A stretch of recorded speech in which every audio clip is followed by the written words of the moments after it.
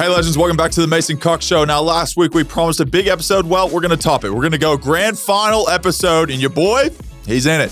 So there's going to be plenty of stuff. We're going to review the prelim games, obviously, and then we're going to preview the grand final episode. And at the very end of this, we're going to take your questions that you've submitted to us via Instagram and all the other social medias. So it's going to be a big episode. So settle in and let's get into it.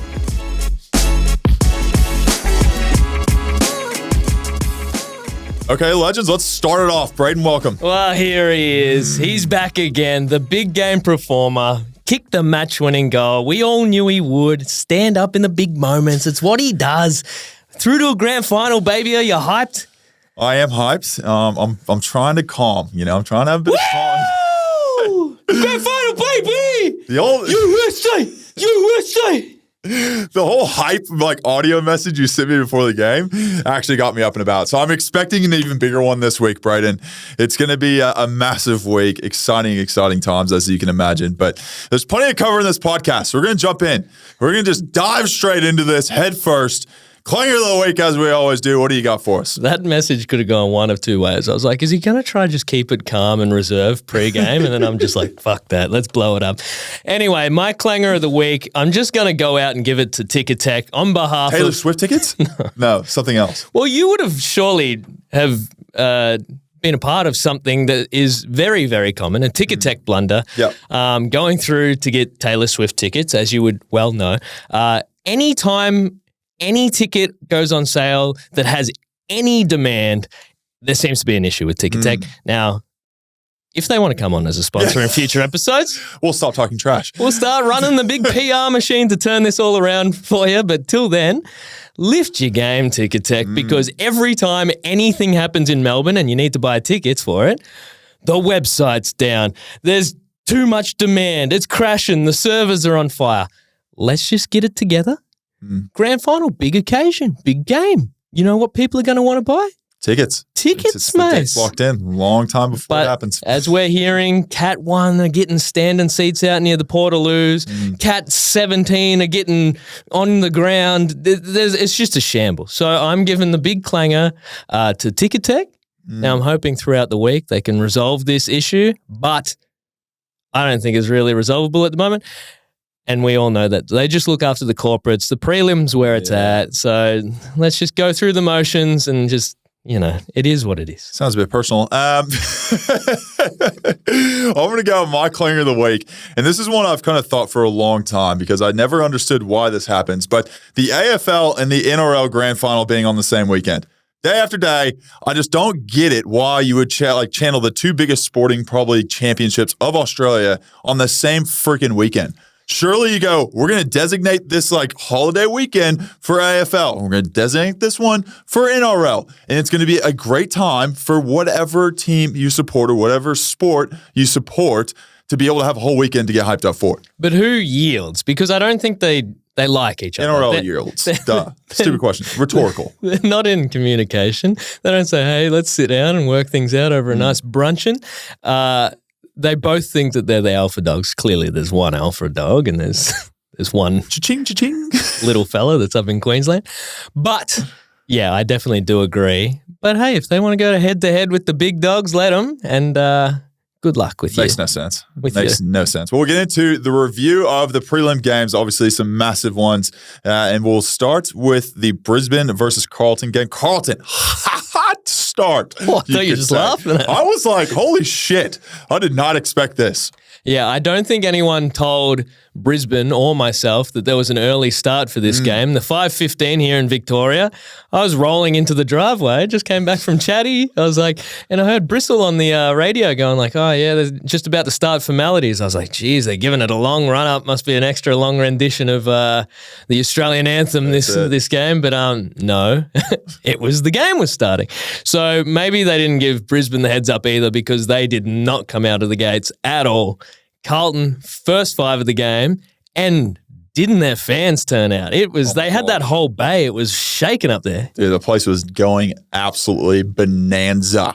And I was like, okay, the Fortress, like surely, they'll come off to a fast start. But that was Carlton's best chance, I felt like. They had to get a fast start, get their crowd out of it, get them a bit of a question mark over whether or not, they were going to keep this streak alive at the Fortress. And unfortunately for Carlton, Brisbane did come back, but it was a hell of a start for them at the very first. Yeah, and I think, as we all know, the danger with Brisbane is they are never out of it because they can score a bunch of goals in a really short period of time, which is what they did. But it did start in, familiar terms for Carlton with Blake Acres. Yeah. He's had 2 touches that have gone to score review and he got them overturned. They were touched, allegedly. And this one, boy, oh boy, I don't know if hair counts as a touch, but they're zooming in CSI style on his head because he's like, I got a head on it. They just kicked it into his bonce and his little wispy hair's just shaking in the wind and they're like, yeah, right, you touched it. We'll just back you in because you're Blake Acres. You touch everything. Man, they got Carlton lawyer written all over it.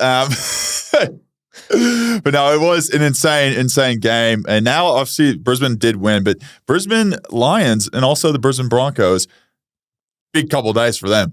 Both big in Brisbane, finals. Yeah, big in Brisbane. And it's good for Brisbane. It's good for the sport. But I was going to say, it kind of takes the shine off, if the AFL had it outright. AFL have already just recently passed the NRL or rugby league in participation numbers at junior level.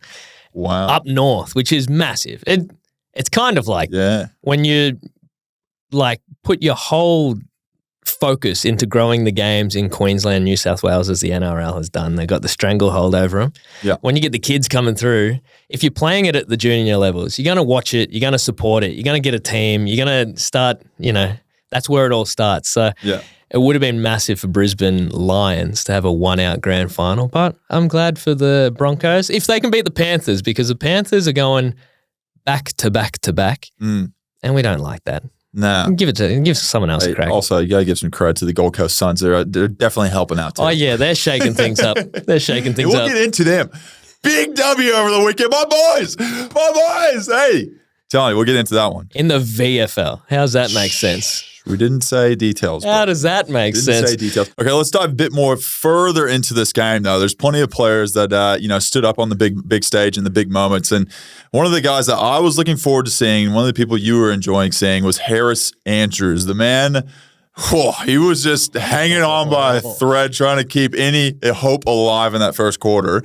And I don't know what he's getting paid, but they should triple it. Lucky he was there because 5 goals would have been, I reckon, 8 or 9 because he was doing everything. Literally Superman dives, spoils, out of bounds. He was keeping them in it. And I feel like their best players weren't, the big players that normally stand up. Like Joe did well. Yeah. Lachie Neale kept pretty quiet. I reckon it was like McKenna and Kitty and Coleman coming off halfback that they were just everywhere. And they provided so much run and carry. And the man that did it last time they met, we talked about this. Nothing changed. Josh Dunkley, Dunks, kept Patrick Cripps to 13 touches. He did kick 2 goals. Big captain's goals, and he did have the rib injury.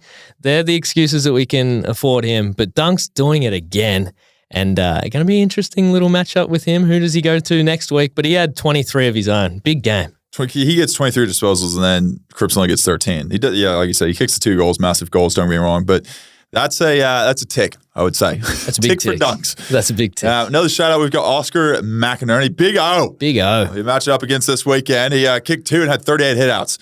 We've talked about it a million times. Big fan of the 46. And hey, it's going to be a 46 that holds up the cup no matter what this weekend. They don't get any smaller, the big fellas. And he was he was pretty dominant force out there. 2 goals. Valuable when they're coming from your true ruck, big fella just drifting down, taking a couple of clunks.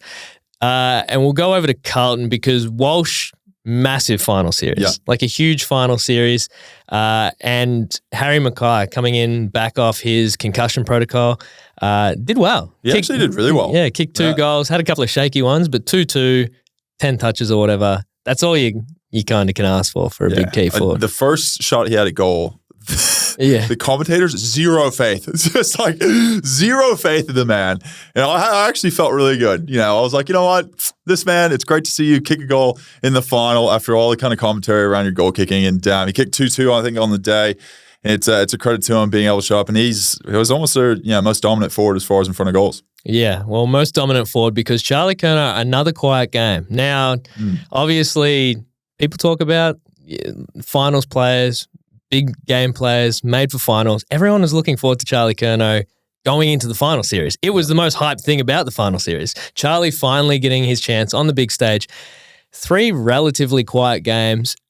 Bit disappointing for not only him, Carlton fans, but I don't know. I don't know how to rate that. He got a goal in every game, got around the 8 touches or whatever, but everyone was just waiting for him to just tear a game apart. I think everyone put a lot of pressure on him to kick a bag. People were, I even said it last week. I was like, I picture there's going to be 9 goals between the 2 Charlies. But it's tough. If you get to that point where you have that pressure, maybe you feel it on the day, you feel like you need to do more than what's asked for you in your role in the team or something like that. But I thought he didn't kick the goals, but he's been such an integral part to that team having success on that back end of the season that I don't think Carlton fans can really fault him or be too upset with him because without him there, no chance they're playing finals. So you can have your say about finals and his performance and whatnot, but you wouldn't be there in the first place if it wasn't for him. So you got to deal with it. It wasn't either Charlie's days. Charlie Cameron didn't turn the Harley on until the second half at least. 0 touches in the first and got chased down by McGovern, missed a set shot.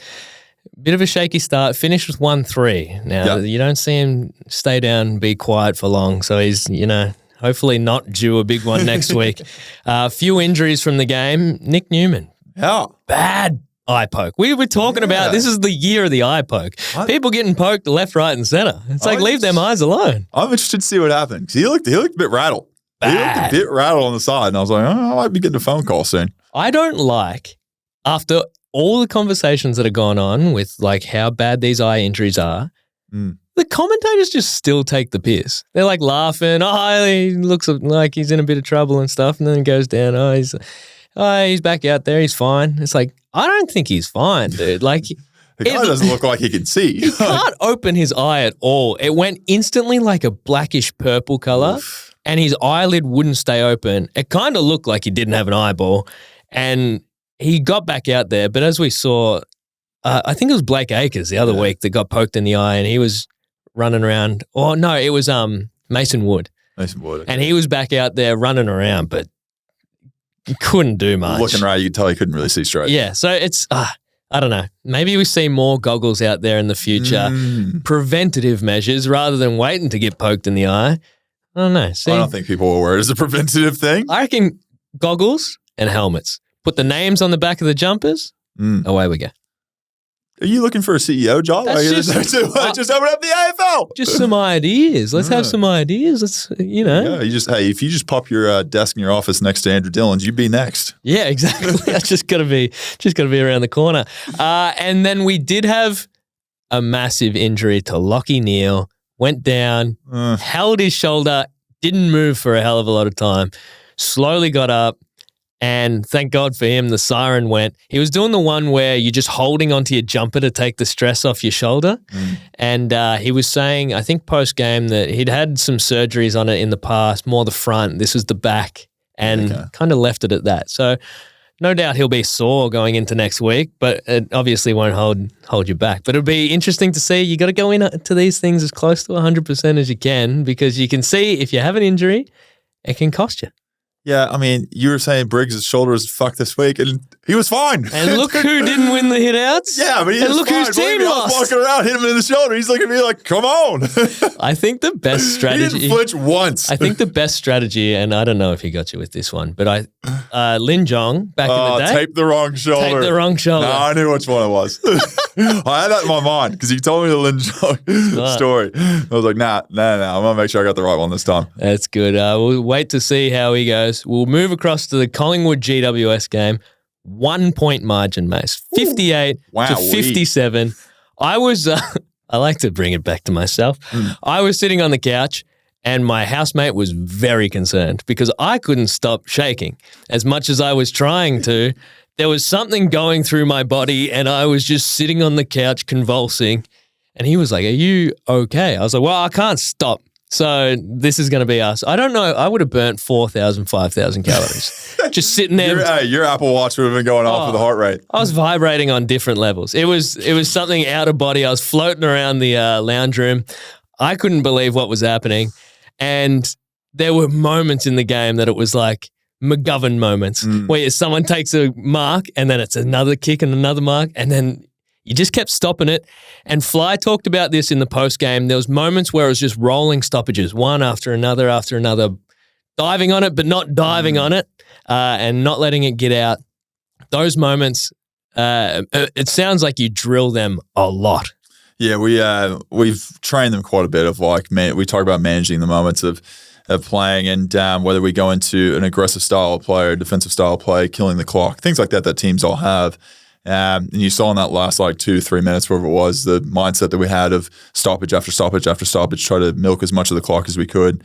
And practicing those situations, put us in good stead for the situation on the weekend where we had an opportunity to kind of show what we've been training. And fortunately enough, we're able to keep them from scoring another goal. And one of the last stoppages, Jamie Elliott on the outside kicked it out to Josh Dacos. The moment that he faked left, went right, had space and hit a target. Game over. The crowd went ballistic. It seemed like everyone knew the time. Oh, everyone's phone, I feel like, was sitting there looking at the time because they used to, you remember they used to have the time on the boundary on the little LCD screens or whatever. Clock or whatever. And I took that off real quick. But we had the signs on the bench, right? It says 1 minute, 2 minutes, 30 seconds, whatever it was. So we kind of have an idea of roughly within 30 seconds how much time's left. But all the fans at the game, all my friends that were there was phones out everywhere, just everyone screaming how many seconds were left, every stoppage there was. And, it's 30 seconds. Oh, no, it's 20 seconds now. We just got to get it forward. And it was the stories I heard from the weekend of just the absolute pandemonium in the stands was the best part. Yeah. I think Will Huskin-Elliott marked it or whatever up on the half forward. And everyone in the background is just waving their arms, slow it down, slow it down. And it was amazing. It was one of those moments where he kicked it back across to Bobby Hill and it ended in his hands, which I thought was almost poetic. 97,665 people at the MCG. Now, we talked about the Carlton crowd, something tiny. It's 97,665. There's reports, right? So I want confirmation because you were there. When you're coming out, couldn't hear the GWS song. The Collingwood chant was too loud. That's agreed. Yep. Confirmed. And this one is a bit more mind-blowing. Yeah. Reports that the stands were flexing under the sheer weight and enormity of people's celebrations. Yeah. I think the only time I've had the craziness of fans going nuts like that was whenever we knocked Carlton out of the finals in the last game of the season. And it was just chaos, man. You couldn't hear yourself think. It was nuts. The fans were going absolutely ballistic. And you're celebrating, but also kind of soaking in that moment of just the energy of the place.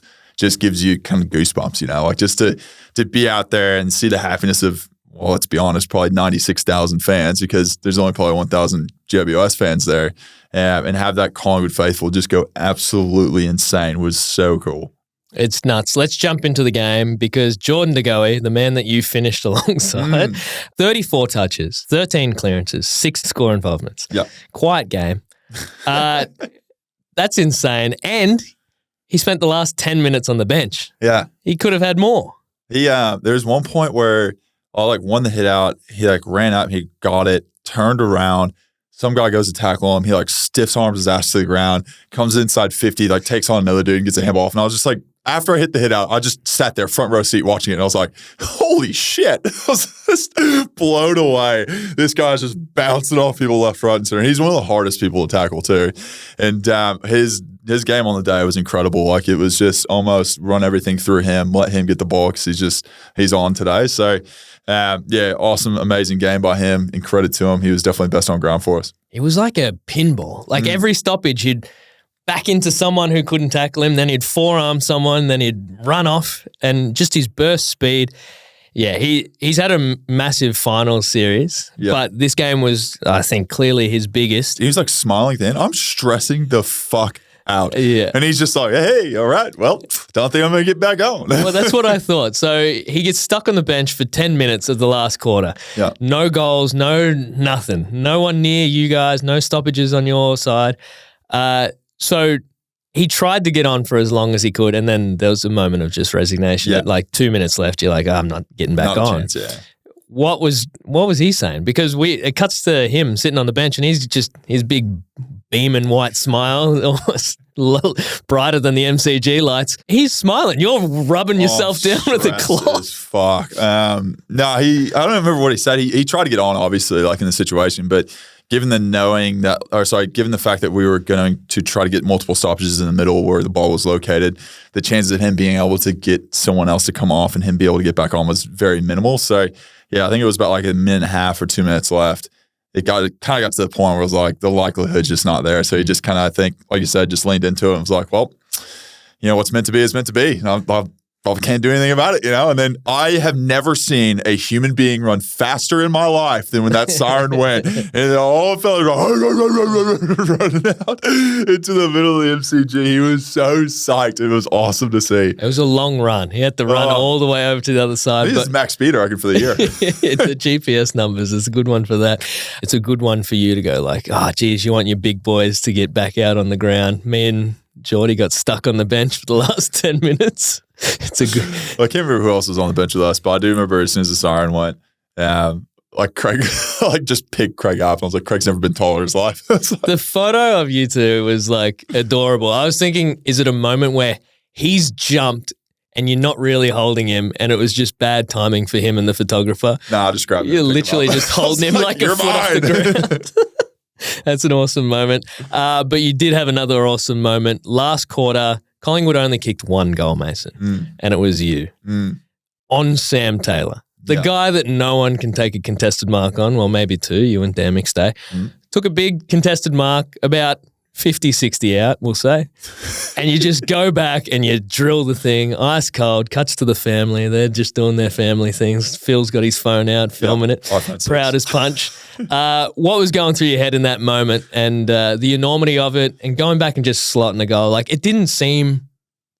I feel like you were talking, I saw your Herald Sun article, just a sense of calm over you. I think I oddly felt that too. It was like, you're just going to go back and do what has to be done. It was kind of like I took the mark, obviously quite confident with my goal kicking and stuff, but whenever I went back, I think Steele just looked at me and he said something, and I was like so in the zone, I just kind of nodded to him, not realizing any of the words that came out of his mouth. He's like, pass it. He's probably like, hit ball receive. Now, I know that's incorrect because Steele can kick about max 30 meters. So I know that can't be right, but I just remember going back, and a fair way out, I remember actually looking up after I'd kind of walked back off the mark and realizing that where I'd probably kick the ball would probably be right on 50. So it was going to be a bit of a roost for me. So I kind of was like in my mind, okay, you're going to have to actually wind up and actually launch this thing. But yeah, just as soon as it kind of left the boot, no question about it, going through. And I don't even think I looked at it actually go through the sticks. I was right in Sam Taylor's face. As soon as it hit off the shoe, I was like, we're on, boys. That's what it was. The director wasn't even quicker than your reaction to get back in his face because it was already on by the time they cut back to you. Anything in that moment? What did you say? Or were you just so stoked to beat Sam Taylor in a one-on-one? I think I was so stoked. I think it was probably his first one-on-one loss for the year at the hands of Mason Cox. But he's a hell of a player, And it was obviously a big moment. So quite excited at the time. Probably FUSOB kind of situation, one of those things. Just the generics. In the moment. Yeah, the generics. I'll let you fill in what the acronym means. But yeah, it was awesome, man. Just it's kind of funny because as soon as it did it, I think everyone kind of was expecting it, if it went through, that would probably be the reaction of me. And then next thing I knew, there's like an orange tsunami all around me.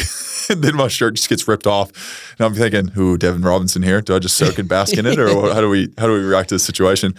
And I came to the realization that my rig is nowhere near Devin Robinson's rig. And as soon as the umpire was like, you need to go swap jumpers, I was like, oh, thank God. Didn't think to run around out there for like 10, 15 minutes with your shirt ripped? No, I was ready to come off after that. I was like, ooh, geez, my nipples are out. Bit nipply out here. I think you might have the same rig, but I think yours is just stretched out. Stretched, yeah. It's not as impressive. Gumby style. It's like whenever you can dunk, but you really have to jump only 6 inches off the ground. It's just not impressive. Because there was confusion that you were told to get off the ground and get a new jumper, and people were like, are you forced into having an interchange in that instance, or were you just getting rotated? Well, I was told I had to go get a new jumper, which I'm not sure if they would have stopped the game to make, because they brought one out to Devon Robinson. Yeah, but obviously, like, it's the goal's kicked, center bounce. I'm going to be the center bounce guy, so you can't really. You'd have to wait on me to like put a new jumper on. And fortunately, in the situation though, like I was coming off as a rotation anyway, so it didn't matter.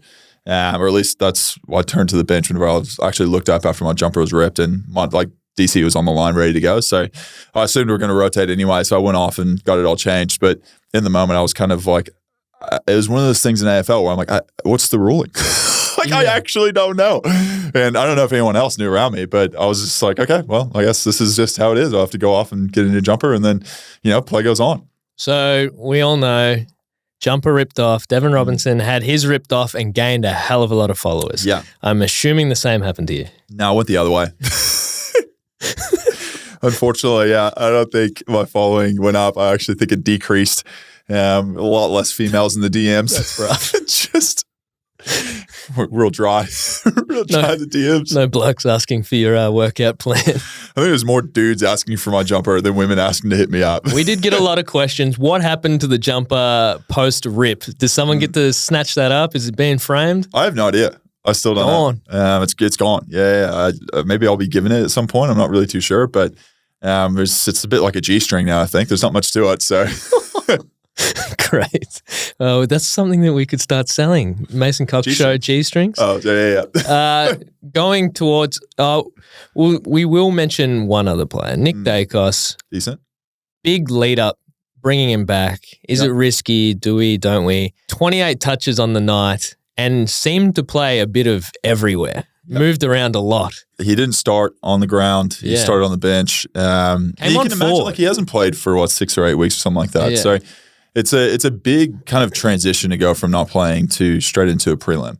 Like it's a pretty heavy duty to do that, and obviously he's got a lot on his shoulders as far as expectations and stuff. But I thought he handled himself super well over the weekend, and it's a credit to him. We moved him around in different circumstances to try to get more bounce off halfback and stuff like that. So. He definitely showed up, and given the circumstances of him coming back from injury, I thought he played really well. And I think the biggest complaint from third-party people, mind you, no real Collingwood supporters or GWS supporters seem to have that much of an issue with it, but the umpires putting the whistle away. Yep. There was a few people that were throwing up GWS instances. I think it was Dacos on Toby Green. Yeah. Copped him high. There was another couple where the umpire said that they ducked into it, things of that nature.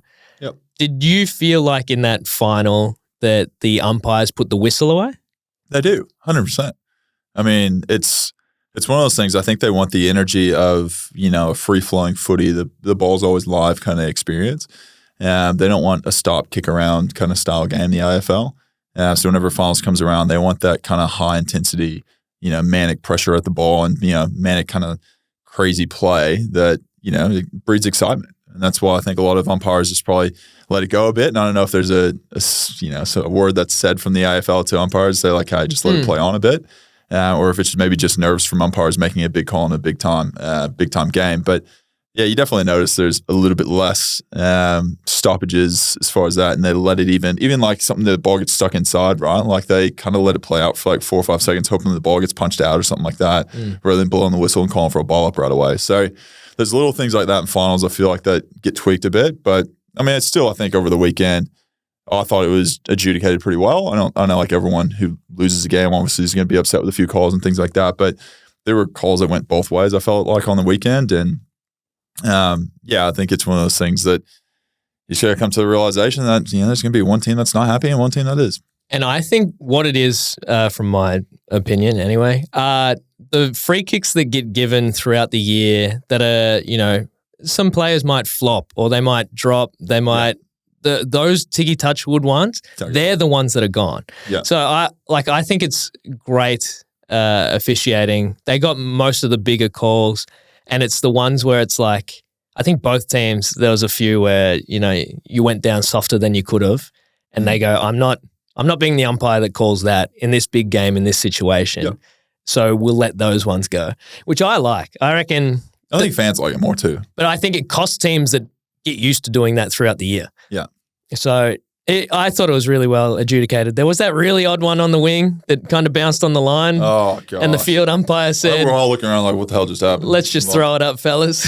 I think that was... I still to this day don't think they know what happened. I think he apologized. He was like, oh, yeah, my bad, which was lucky that it didn't go worse than it did. But it was like, it kind of... There was three things that could have happened. It could have been deliberate. It could have been out in the full, or it could have just stayed in play and it went to Dacos, and then it just so happened to get called out of bounds and it wasn't, and then they had to ball it up. So that was the only one that I thought was a genuine howler. Now let's get into some best players before we go into the preview. Pendles, old fella, just keeps getting it done. Blows my mind. 13 years ago, he was playing in a grand final, a winning grand final, and won a Norm Smith medal 13 years ago. And his standard of footy is still at the level that it is, 25 touches. And late in games, especially like the last two finals, it just feels like he pops up. It's like, oh, there he is. He dropped back deep and took a mock in defensive 50. And it was like, what the? Scott Pennebury, is that you? That was so good. He took two. He had one kind of like, he had a chesty and it was outside 50. That he took that was like kind of kicked in the air from, I think it was Briggs. And I just was like, this is not, like, I've never seen him do that in training. Because he's very protective. Not a big mark guy. Yeah. Not, I mean, we stuck him in the forward line, I think, at the Essendon game. And we still kind of make fun of him for some of the forward line capability he had. But he's an absolute gun in the middle. And like you say, he stepped up late. And he's one of those people, I think, that really helps us get organized in the situations and timing and everything of the game and make sure that we're all on the same page and is a massive leader out on the field. And it's the ones that don't go on the stat sheet. The rolling scrums in the middle in the dying seconds. He's the one on the bottom holding it in without getting done holding the ball. Yeah. I remember back to when we were watching that Adelaide game, I was yelling at him to hold it in because he's back on the bottom of the pack. Like, he's smart at holding it in, wasting time, delaying the ball up, leaves the ball on the ground. Like those little smart, 400-500 games or whatever he's played now. He just figures it out. Crispy started like a house on fire, 19 touches, kicked a cracking goal. The defense, again, massive, stood up. Murph, massive spoil in the last couple of minutes. Yeah, that real diving one. Superman spoil, like that saved the game. Yeah. Q, massive again. Bruz, massive again. Yeah. I think like Darcy did well, took a couple of mocks and like ran off and does what he does. Yeah. But it's like those guys that allow that stuff to happen because he gets a bit more freedom when he can. But it was very tight. They got a lot of good forwards in the GWS team. Bobby early, his physicality, I think he drilled Lachie Wood, I think it was. Was it? Yeah. I thought but whoever he got, it was that big hip and shoulder to start the game off, and it was like, hey, Pickett, just maybe take note of how to do that.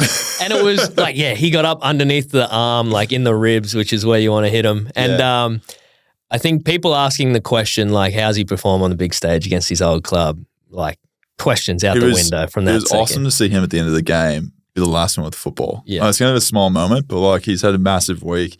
And obviously playing his old team and stuff, it would have been a pretty cool moment for him to kind of be the one that finishes the game with the ball in his hands. And the Green boys over on the GWS team did not disappoint. Tom Green, 31 touches and a goal. Big goal, big moment. Toby Green just did whatever he could do. I was going to smash the TV when people just kept letting him get those free handballs out the back and set shots at goal. Maybe stand on the bloke, but... Did mind a bit of trash talk on Toby Green. Didn't he? Did not mind it. When you're Toby Green... He came up to me and I was just like, all right, little fella. Yeah. I don't know. He can karate kick you in the head still, I reckon. He'd still get up there. And Connor Wright and Sam Taylor, their defense was, stood up big. They had I think I normally like to pick out players post-game to be like, this guy had a good one, this guy. I think everyone was good across the board. GWS is a very even spread of talent on their team, which is impressive. And there's not like one, part of their team or offensive, defensively in the middle that's like kind of lacking as a big hole in their squad. And that was like very impressive over the weekend. Something I noticed was no matter what was happening, it felt like they always had someone to cover for someone else if something happened. Yeah. And the way they play as a team is impressive. And I said it, I think, post-match of, them in the future of the next 5 years, they're going to be, one of the hardest teams to beat in the league. And they're going to be a fucking team that's going to, I think, really put some people to the sword. And speak about impressive. Toby Green, post-match, his words, interviewed by Abby Holmes, friend of the pod. Really good interview, and you could just tell that it hurts. It hurts really bad, which you would have gone through last year. And you learn from it and you come back stronger. And it's awesome that after all the people that have come and gone from GWS, the core group that they've got that have stuck through, and Toby being like at the forefront of all that, it's awesome that it's come around for them rather quickly, that they're back up and running when people thought they were down. We'll jump into injuries because Dan McStay was massive in terms of, like, his moments were huge, like 5 touches, but still kicked his 2 goals, massive contested marks, big moments. Then went down, unfortunately ruled out of the grand final. It's going to be an interesting one because you don't have a like for Dan McStay. It's going to be an interesting decision. Thank God I don't get paid enough to make those decisions. It's got to be the hardest. I reckon that's got to be the hardest match day, the hardest selection decision that Fly's had to make. Yeah, it'd be one of them. Yeah, for sure. It's obviously a massive game to be trying to fill a role that's been integral to our team. Like, we've got the 2 kind of tall forwards that aren't massive, like as far as height, but provide that pressure, provide the contest and everything else. And Checkers and Dan McStay, and they've been up there all year doing their thing. So it's going to be an interesting gap to fill, I guess, from our standpoint. But like I said, I have no idea what's going to happen. It's going to be such an interesting week as far as trying to sort out that that role within the team. Well, in my head, there's Frampton's same size, but you'd have to rejig Howe maybe forward. But you don't want to mess with that because as soon as he went back, he just starts doing Jeremy Howe things. Yep. Guinea started as sub. Does he start on the field? Not the same height. Johnny Noble, does he come back in? The grand final story, you have one devastating one, you have one positive one.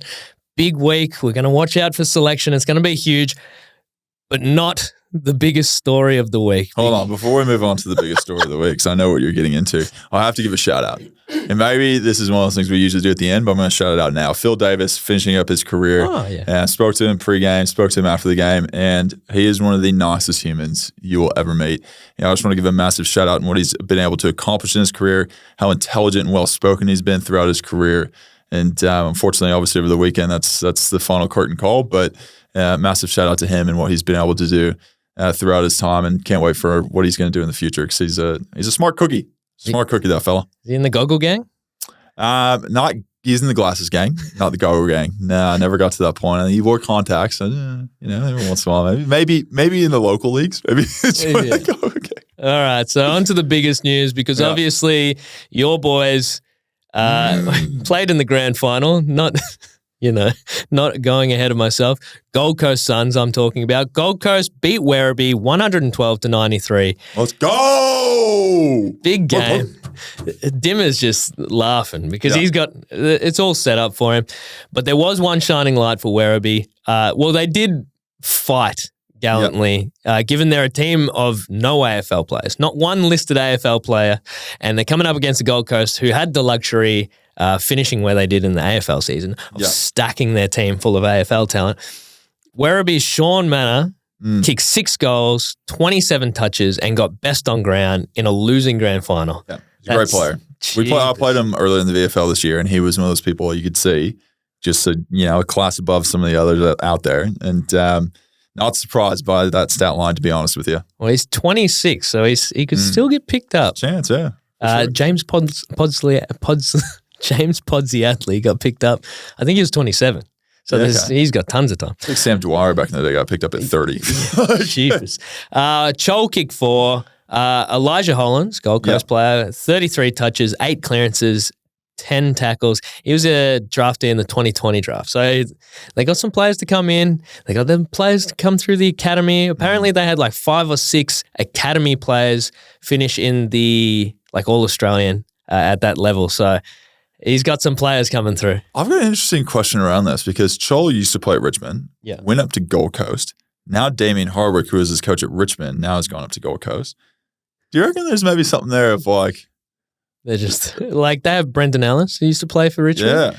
It's an interesting kind of like decision of like, because maybe some of these players aren't getting chosen by a coach, right? And then they end up moving clubs to try to be played more. And then that coach ends up coming to your new club to coach again. It's like, that would suck. What do you do? Think of that.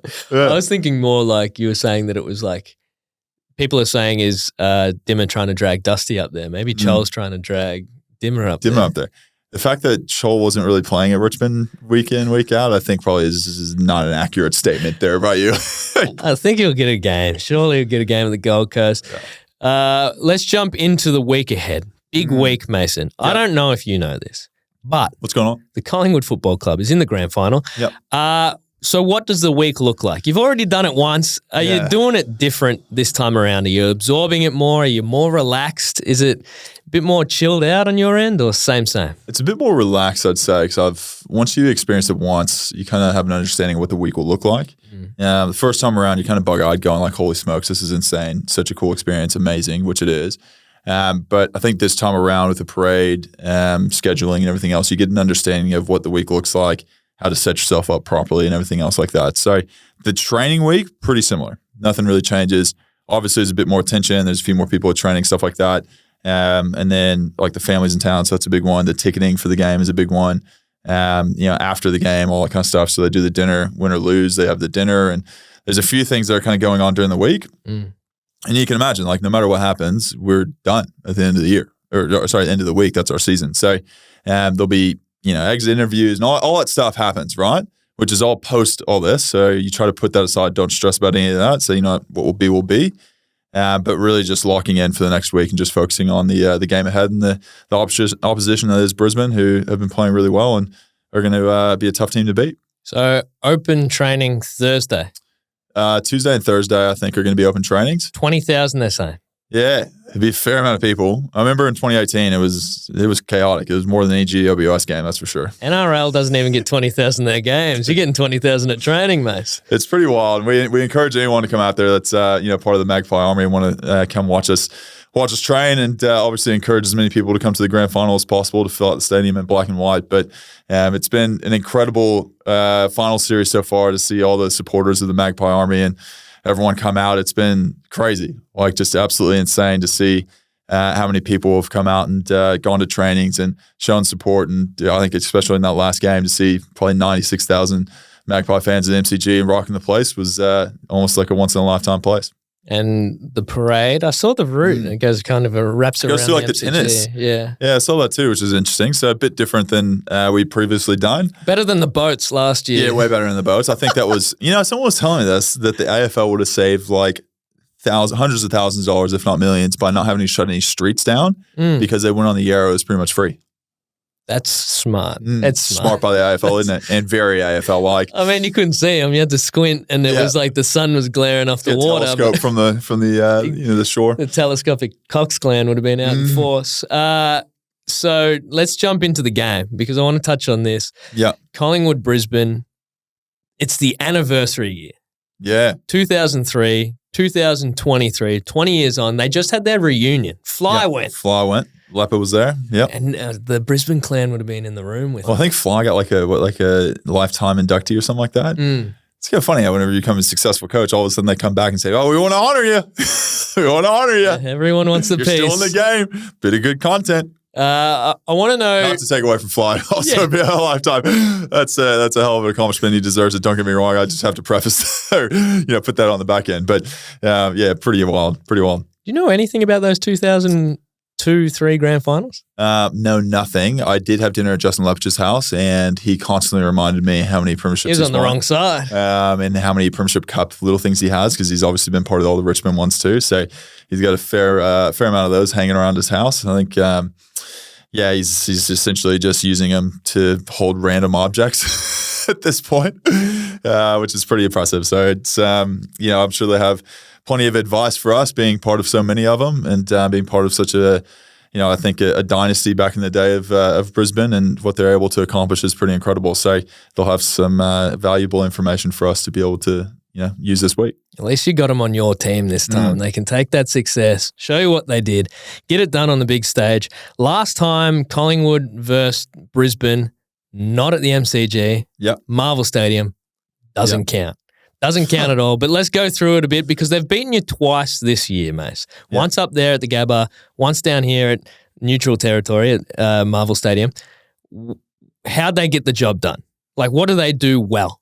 Yeah, I mean, they kicked 124 points on us last time I played at Marvel. So but you scored 100, so it was just a big it was a big offensive just score fest, yeah. They are very potent going forward. Obviously, we talk about the Joe Danahers, the Charlie Camerons, the Cam Rainers. Their forward line is someone that's got quite a few different weapons up there. Their back line, obviously we talk about Harris Andrews, I feel like every single week, big fan of him and what he's able to do on a weekly basis. And then you've got the likes of Lachie Neale in the middle and Oscar and everyone else. So they've got a really even spread of, talent and weapons throughout, the three different parts of the field. So it's going to be a challenge. I think we're going to have to hold up defensively to be able to hopefully stop some of their attack. And, we talk about them being able to score very quickly, one after another, things like that. So momentum might be a big thing on the weekend, but it's going to be a great matchup. I'm excited. It's going to be insane. 1 versus 2. I think this is what everyone kind of wanted. It's the two best teams from the year, and they end up playing in the grand final against each other, and it's going to be, I think, an epic battle. Yeah, and last time you came on as the sub halfway through the game, had a half plumber in a half. So you would have been a plumber if you played the full game. 25 hitouts in a half. Big game. Lachie Neale dominated. 31 touches, 10 clearances, 6 score involvements. Big game. And again, McKenna and Gideon Coleman. Yeah. Off halfback, a lot of run and carry, so you got to be watching out for those. Howie went forward, kicked 2 goals.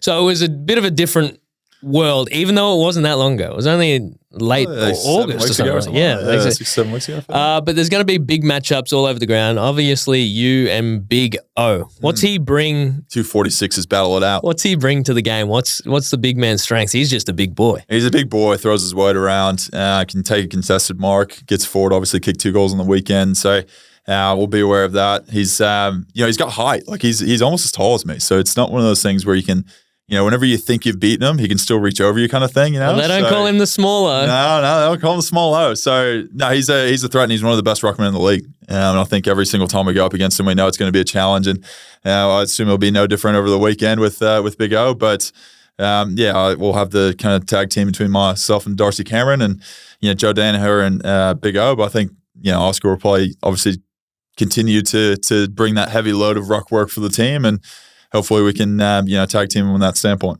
And then you got Dunks, who just did the job on Cripper. Does he go to De Goey? But De Goey's got that burst speed and power that probably Cripps doesn't really have. So does he go to Dacos? It'll be an interesting little matchup. And then you got we talked about it all last week. Does Q go to Toby Green or does Bruz? Yeah. Ended up going with Bruz. Bit of a changeover. Team defense. Charlie Cameron. He's a lightning. Rocket, isn't he? He's just a bottle of lightning. Q or Bruz to him is going to be an interesting one. Yeah. Q's got the speed. It'd be interesting to see. Joe Danaher, Darcy Moore. Jeez, there's matchup, isn't it? Big matchups all over the ground. It's going to be so good to see. What are you most excited for out of the game? And just what are you looking forward to? You went into it 2018. Yeah. You know what the day's about.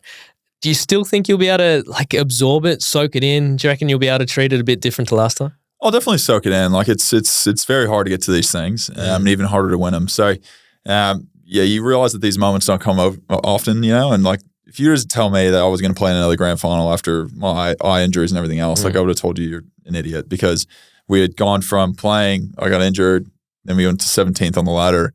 And I kind of thought the career was over. So to me, it's almost like I'm in extra time right now, and I'm just enjoying it. So it was looking real grim for a bit. So for me, man, like even this whole year and stuff, like I've just really been trying to soak it in, enjoying it as much as possible. I mean, like even after the game on the weekend, and I tend to do this after all games, is whenever we win, you leave the ground, you do a full 360, see all the fans that are up in the, the very last row up in the upper decks, in the nosebleeds, and you're kind of almost like grateful that many people show up and, are there to support you. Even if they don't have the best seats, they're still there to have an exciting experience with you and be able to share those moments. So I think just, soaking that in, and, the pregame festivities, and, having the families and the friends and everyone there, and the hype of it all and everything else, and the whole town kind of show out for it, is Yeah, it's exciting. You got to try to be able to focus in on the game, obviously, but you can't say it's going to be an ordinary week 'cause it's not. But you've got to make sure that you do everything in your power to make sure once that siren goes for the first bounce, you're ready to go. How do you prep for it? You're off socials, you're off your phone, you're like staying away from the external noise? I think we're going to talk about in the fan questions of how many people have asked for a grand final ticket. I'll be almost in the triple digits, I feel like now. So it's nuts. It's got pretty wild to think that so many people are asking for grand final tickets, not thinking that I'd give my 4 grand final tickets to my family. It's so we crazy. get 4 tickets as a player. Yeah. And I'm like, do you think you're going to get over my mom or my brothers or my dad? Like, it's just not going to happen. Shoot or shoot, man. So shoot or shoot. I guess if you don't ask a question, you never know. Well, the question is definitely answered, and it's a no.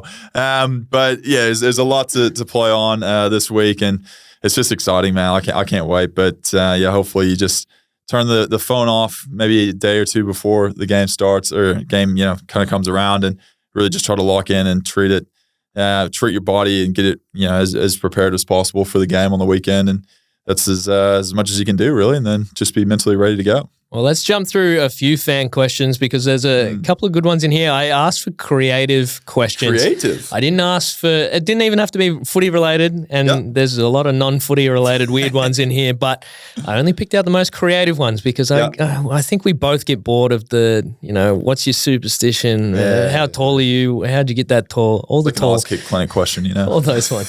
So I got a bit sick of those. So we do start off with this one from a young Nolan Cox. He's actually been interviewed on the podcast. You wouldn't believe it. Nolan Cox is my brother for everyone out there listening. Have you found a bin for your dad's goofy hat yet? Need to explain this one. Mate, this hat, iconic. I saw the picture. So my dad, let me preface this. Like my mother and my father and my brothers, more my mom and dad, they do not leave the house without Collingwood gear from head to toe. It's like I will go out for lunch with them and they are straight black and white, branded from head to toe, just to make sure that everyone knows that they are supporting Collingwood. And if anyone wants to talk to them about Collingwood, they will chew your ear off for the whole next hour. So it's a good conversation starter. It's like, oh, you go for the Pies. Oh, well, actually, it's pretty funny you ask because... Oh my gosh, my son plays for them. Are they taking the piss or is it genuine? It is genuine, dude. And it's like it's... So they're nuffies. They're nuffies. They're like the nuffies of the nuffies. It's insane. And my dad, and I love my dad, and I'm all for it, and it's awesome. And it's so cool to see him excited and stoked. He is the biggest fan you'll ever meet. Like if you see him around Swan Street or Richmond, because he's standing around that area, right? I won't say specifically where. He walks the streets, I think, just to wait till someone recognizes him. Yeah. And he will just talk footy. Would not take long. And he will just talk footy and he gets so hyped. So if you see my father, my mother, my parents, my brothers, whatever it is, go up to him and just say hi and be like, hey, love your work.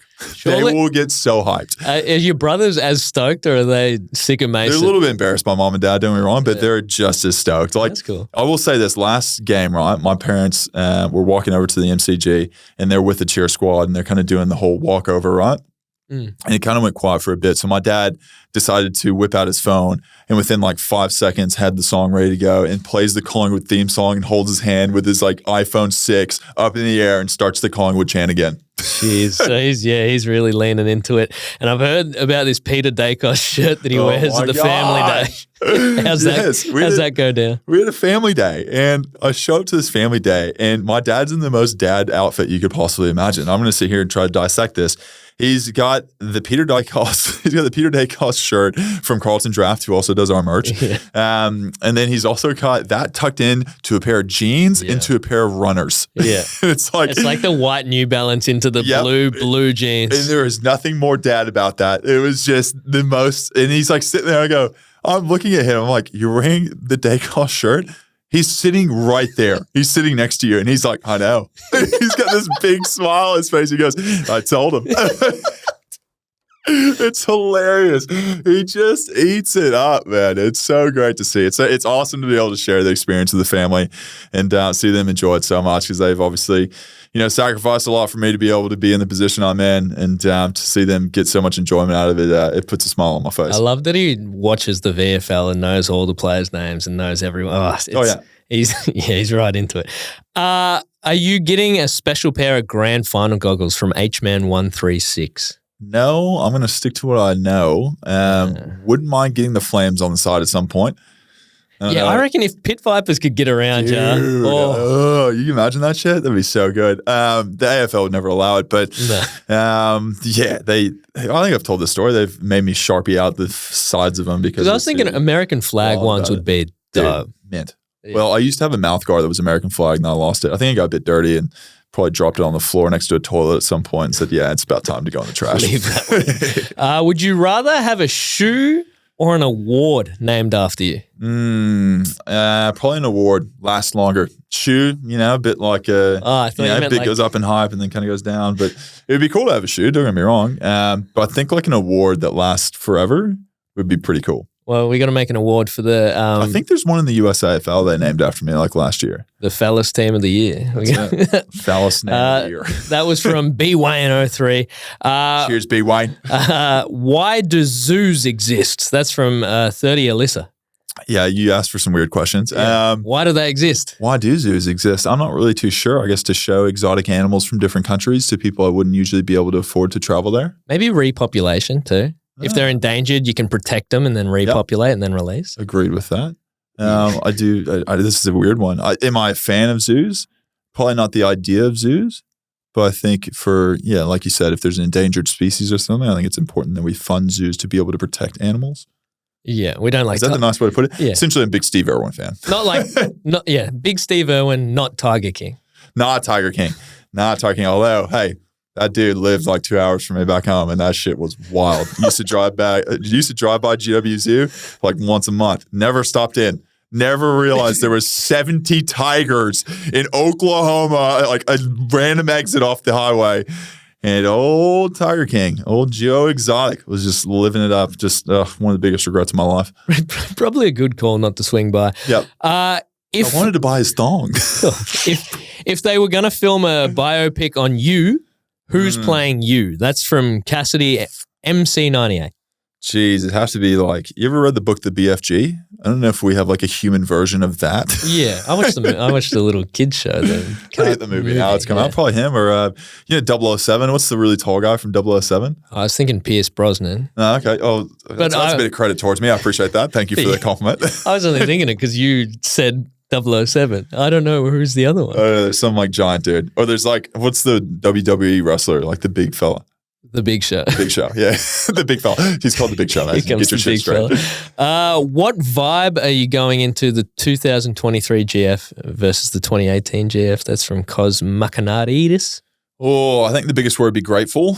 Grateful for the experience. We talked about me probably not realizing or thinking this would probably happen again. So to go and have this experience again is something I'm very appreciative of and very thankful for. And you think back to 8 weeks ago playing in the VFL and probably thinking, it's probably not going to happen. To now being in this situation, you count your lucky stars in this situation. So I think it's going to be more of a grateful scenario rather than the 2018 where I was just like blown away by the whole experience. Yeah.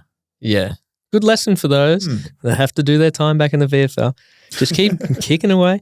What's on top of your bucket list? That's from these names I'm just going to go with Anna. That's from Anna. I'll go travel-wise, top of the bucket list at the moment. I'd love to do Yacht Week. Oh, yeah. That'd be fun. Because that's mid-season, isn't it? Mid-season. Don't get to do that. Or go to like Burning Man. Although I think Burning Man flooded out this year. So that didn't go well. But we are going to Beyond the Valley, everyone. Just a little shout out again. Yeah, check us out. The Burning Man, I didn't know, and this confused a lot of people, that it's not like a music festival or anything. You just go and you live in the desert for a bit, dressed up like a weirdo. There is music there. It's an experience. Let's just say that. Maybe once I'm done. Maybe it's a retirement trip. Also, I think one of the big things on the bucket list, go to a Super Bowl. Oh, yeah, that would be cool. I'm going to put that out there. If anyone has any connections once I retire, go to a Super Bowl. I'm all for it. I think Eddie's probably got a couple. You reckon? If the Pies do get up, will you be getting a Premiership tattoo? Yes.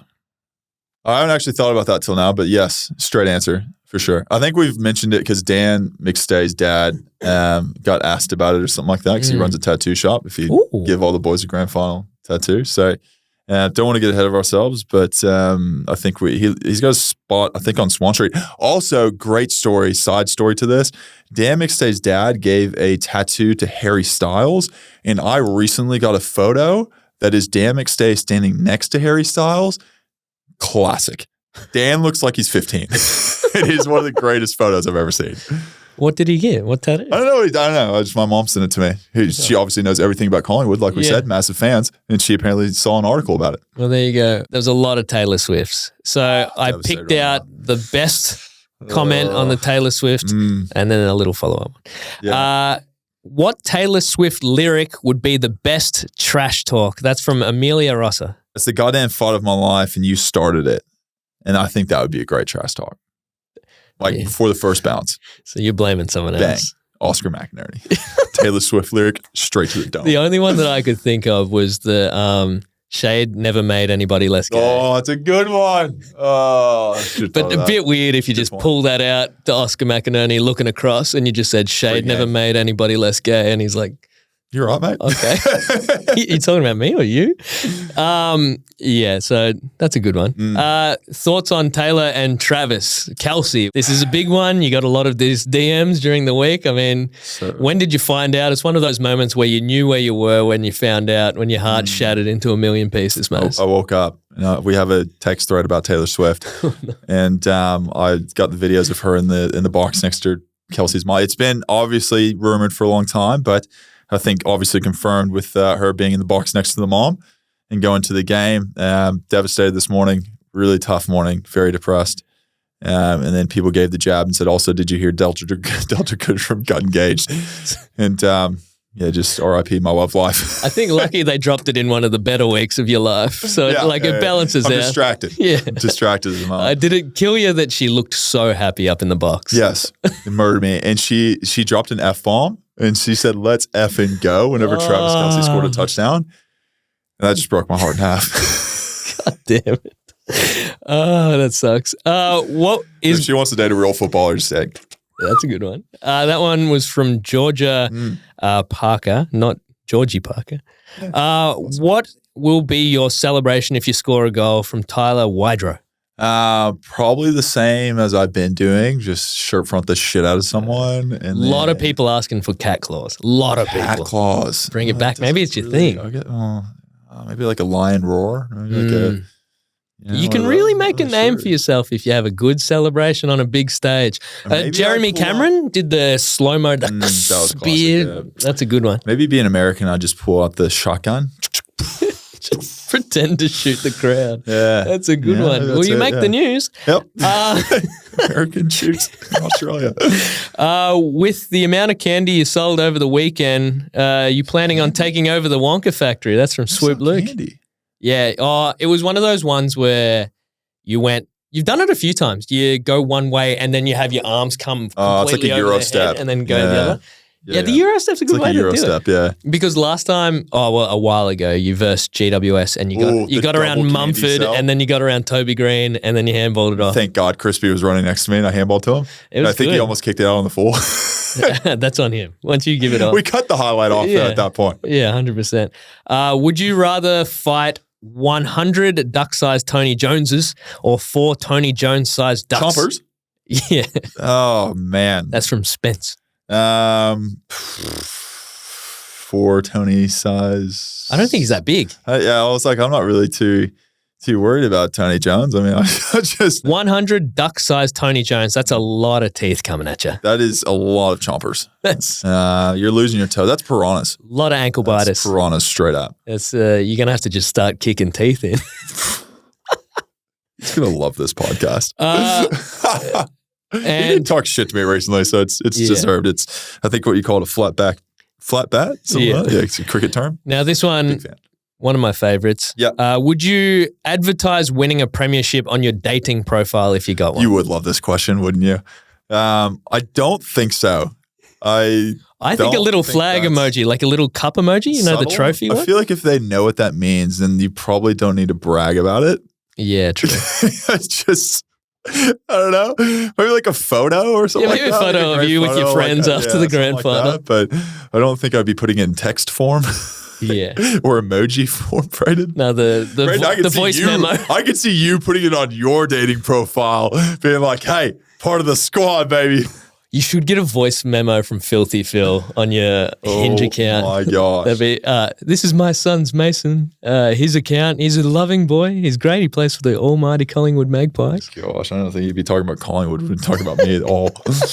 Now, this is special. So you haven't heard this, and I asked for some voicemails, and I got... We love voicemails too. They're great. Great change up for the pod. They're very special, and I asked for voicemails, and I got one from a longtime friend of yours. Very big person, very big name. Absolute superstar. Big week for him always, but a big week for you. So he got around you, and he had this message to say to you on Grand Final week. G'day, Mason. It's President Joe Biden here. Big fan of the podcast. I have very fond memories of the time you showed me around the MCG a few years ago. And I still watch highlights of your 2018 prelim final when I can't sleep at night. One question for you. If you could pick any celebrity to present the Premiership Cup to the winning team, who would it be?